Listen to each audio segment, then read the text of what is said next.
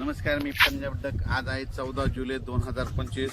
तर राज्यातल्या सर्वप्रथम शेतकऱ्याला सांगू इच्छितो की राज्यामध्ये आज 14 आणि 15 म्हणजे बऱ्याच ठिकाणी भाग बदलत पाऊस पडणार आहे, म्हणून हा अंदाज लक्षात घ्यायचा.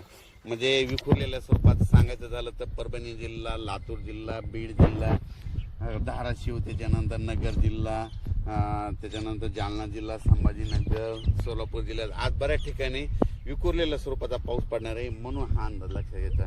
म्हणजे सर्व दूर पडणार नाही, पण बऱ्याच पिकांना असं जीवदान ठरणारा पाऊस येणार आहे, म्हणून हा अंदाज लक्षात घ्यायचा. मग राज्यात मोठा पाऊस कधी येणार? तर राज्यात तुम्हाला एक सांगू इच्छितो की मोठा पाऊस कधी येणार. तुम्हाला एक सांगू इच्छितो की राज्यामध्ये सांगायचं झालं तर सध्या तरी मोठा पावसाचं वातावरण नाही, असाच भाग बदलत विखुरलेल्या स्वरूपातच पडणार आहे, म्हणून हे अंदाज लक्षात घ्यायचा. राज्यात फक्त जुलैच्या शेवटच्या आठवड्यात मात्र चांगला पाऊस राहणार आहे, म्हणून हा अंदाज लक्षात घ्यायचा. म्हणजे सांगायचं तर जुलैच्या शेवटच्या आठवड्यात म्हणजे हा पाऊस राहणार आहे. शेवटच्या आठवड्यात चांगला पाऊस, मग ते वाहुनी वडे नाले वाहणारा पाऊस जुलैच्या शेवटच्या आठवड्यात पाऊस येणार आहे, म्हणून हा अंदाज लक्षात घ्यायचा.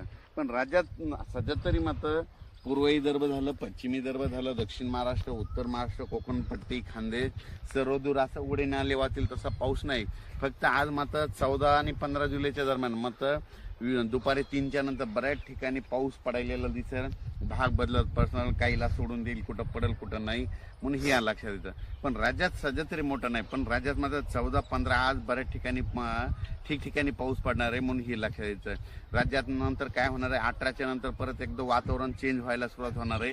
18च्या नंतर काय होणार आहे, मग हे नांदेड जिल्हा झालं, लातूर जिल्हा झालं, अक्कलकोट, सोलापूर, उदगीर, निलंगा ह्या शेतकऱ्यांचं काय झालं, पाऊस नसल्यामुळे त्यांचे सोयाबीन थोडं सुकत येतं. त्यांना सांगू इच्छितो की 18च्या नंतर तुमचं नांदेड झालं, धर्माबाद झालं, बिलोली झालं, नायगाव, त्याच्यानंतर इकडं त्याच्यानंतर जळकोट, त्याच्यानंतर अक्कलकोट ह्या भागामध्ये मग 18-19 पासून जरा चांगला तुमच्याकडं पाऊस पडणार आहे. कारण की काय होणार आहे, 18च्या नंतर तेलंगणा, आंध्र प्रदेश, तामिळनाडू, कर्नाटक तिकडे पाऊस पडत राहिल्यामुळं आपल्या महाराष्ट्राच्या सीमालगत ह्या पट्ट्यामध्ये पाऊस येणार आहे, म्हणून त्यांच्यासाठी म्हणजे लातूर जिल्ह्यातल्या त्या बॉर्डरच्या शेतकऱ्यांसाठी आनंदाची बातमी.